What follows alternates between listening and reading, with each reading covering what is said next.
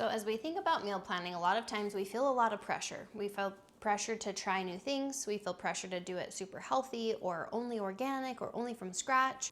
Meal planning used to feel pretty stressful to me, and now it's super easy. I plan meals for my entire week in about 5 minutes, and it makes everything feel so much easier. It saves my sanity every single night, really, of the week. And so I figured I would just kind of bring you along. These are my recipe cards. That's what makes this so successful for me personally. It's just the old-fashioned way of writing recipes, and I have them all in here. So it's not a ton. I only have probably 15 cards at the most for dinners, and kind of those are my options. I don't have every single thing written down, I guess, but all of my actual recipes are in there.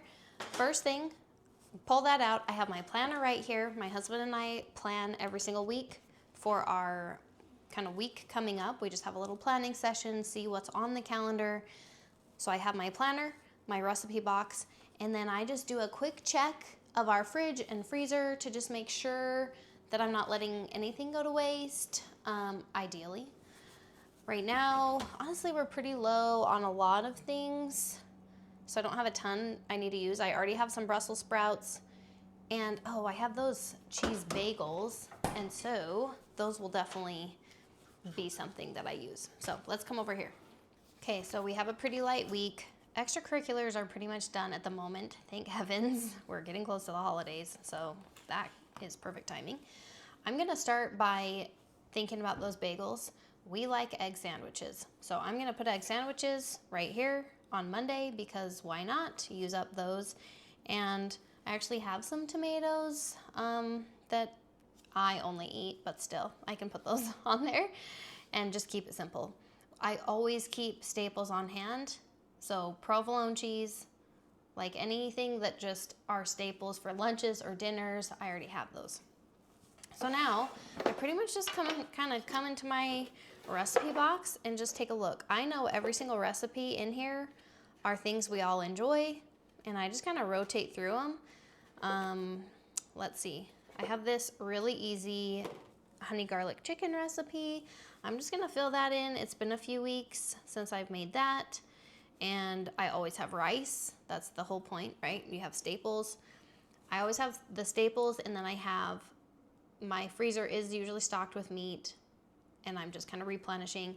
And then vegetables and fruits. I just always am kind of rotating. I don't even plan those because I just know I have usually at least 1 or 2 fresh vegetables in the fridge. I have a couple of canned options. We like corn and green beans.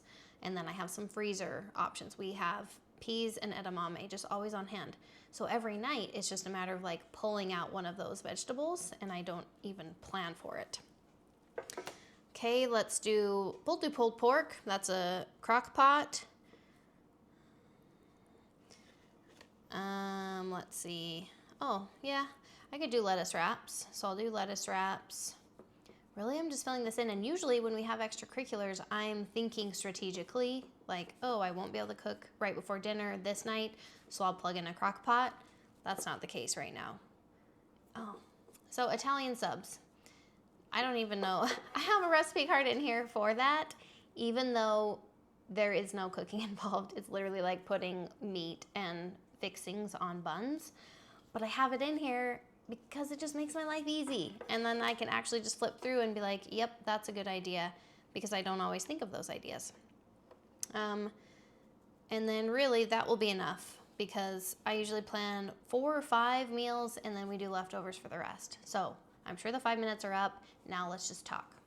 So as we think about meal planning, a lot of times we feel a lot of pressure. We feel pressure to try new things. We feel pressure to do it super healthy or only organic or only from scratch. I realized I had this manual, this whole long list of like what a good mom cooks like and what her meals look like. And it was just weighing me down. And it wasn't intentional.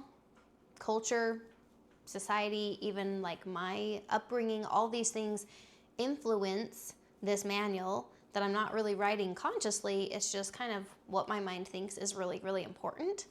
And when I started actually looking at all those things, at one point I actually wrote them out. of just like, okay, what am I expecting myself to do?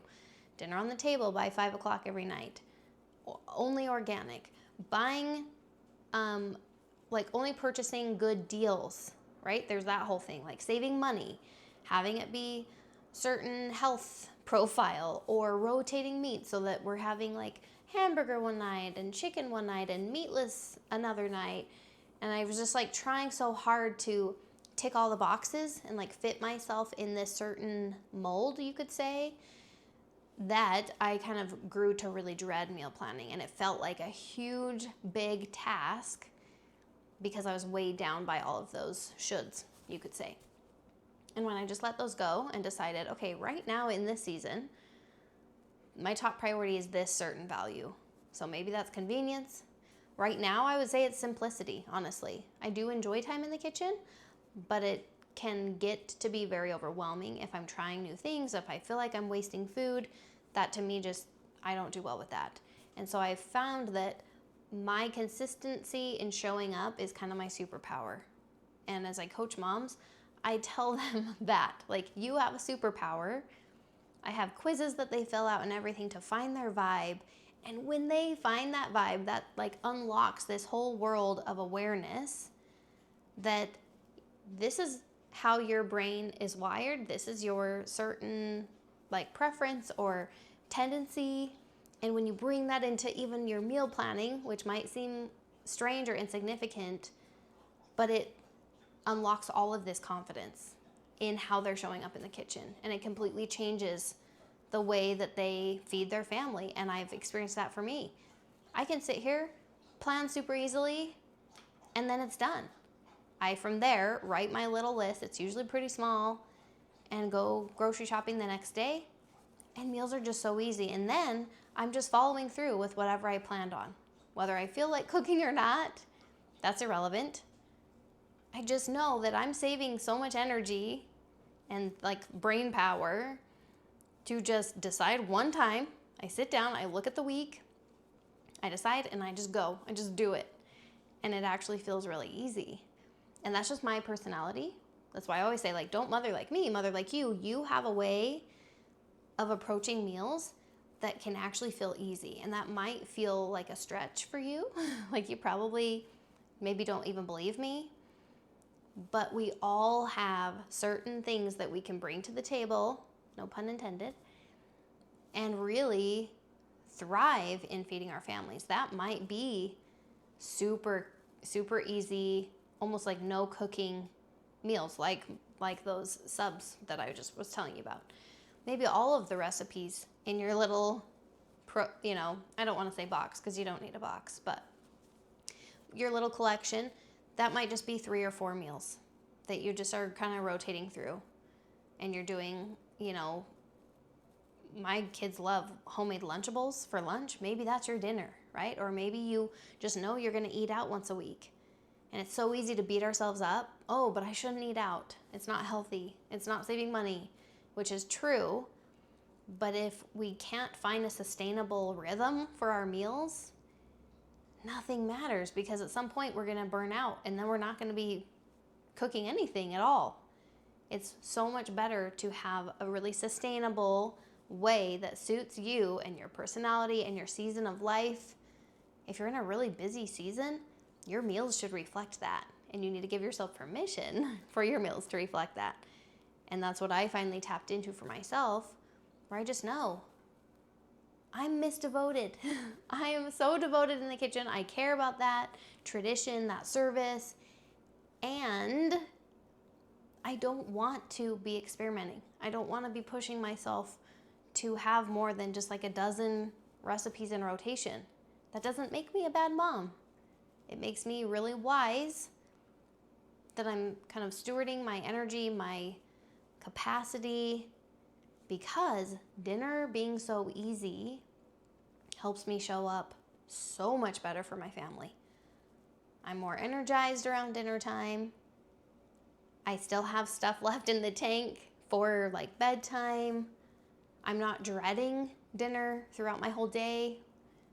Like, there are a lot of implications from the weight of dinner. But as I said, don't mother like me, mother like you.